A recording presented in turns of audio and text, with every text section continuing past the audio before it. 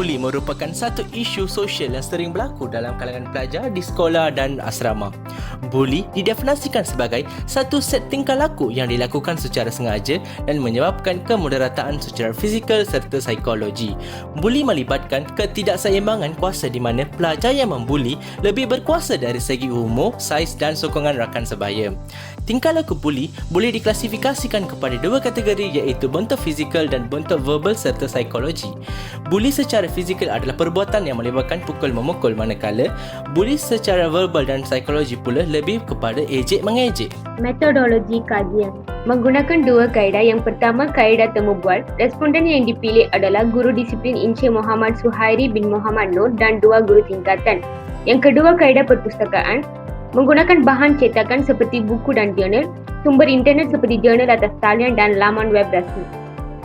Dapatan kajian.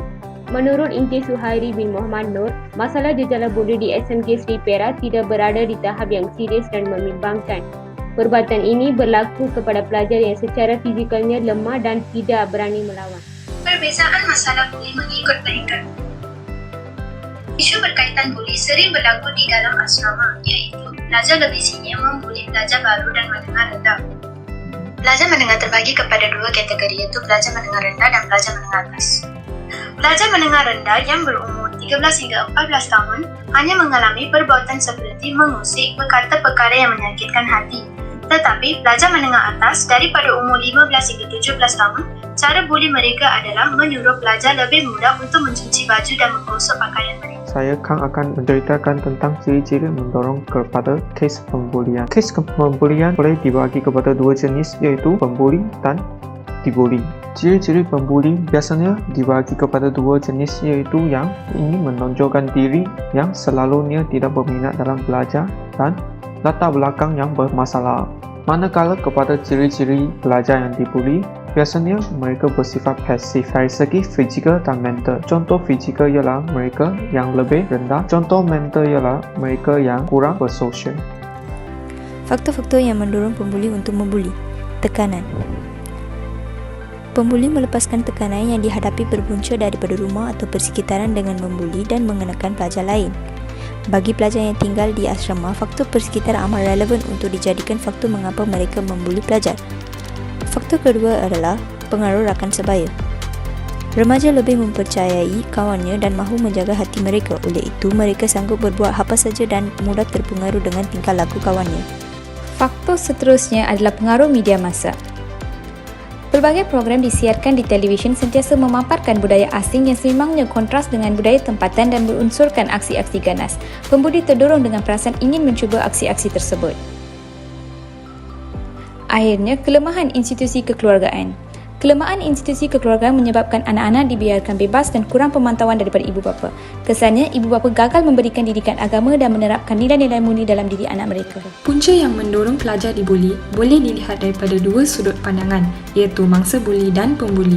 Sudut yang pertama, pembuli, rasa cemburu dengan kelebihan mangsa, dengki terhadap sikap tunjuk-menunjuk mangsa, sikap ingin menunjukkan sikap berlagak dan penampilan fizikal yang kuat. Daripada sudut yang kedua, mangsa buli yang bersaiz kecil, nama yang pelik dan aneh, rupa paras yang kurang menarik, kelebihan atau kekurangan dalam diri mangsa dan sikap sombong dan bongkak. Tindakan-tindakan yang diambil oleh pihak sekolah untuk mengatasi kes buli. Pihak disiplin menerima aduan mengenai kes buli di sekolah, memanggil mangsa buli untuk mengambil kenyataan, melakukan siasatan terhadap kes yang diadukan. Pihak atasan sekolah memberi hukuman tertentu, denda yang telah ditetapkan oleh KPM dan dibuang dari sekolah dan asrama. Unit kaunseling. Pembuli memberi kaunseling untuk memberi kesedaran tentang kesalahan dan kesan perbuatannya. Mangsa memberi kaunseling untuk meluahkan tentang perasaan mereka. Cara pihak sekolah bantu pelajar yang dibuli dari segi mental dan fizikal. Pertamanya, sekiranya guru mengendalikan pelajar yang menjadi mangsa buli, mangsa akan diberi nasihat dan dorongan untuk meredakan keadaan dan emosi mereka. Bagi pihak unit disiplin pula, mereka akan berjumpa dengan pembuli dan memberitahu bahawa kesalahan yang dilakukan adalah berat.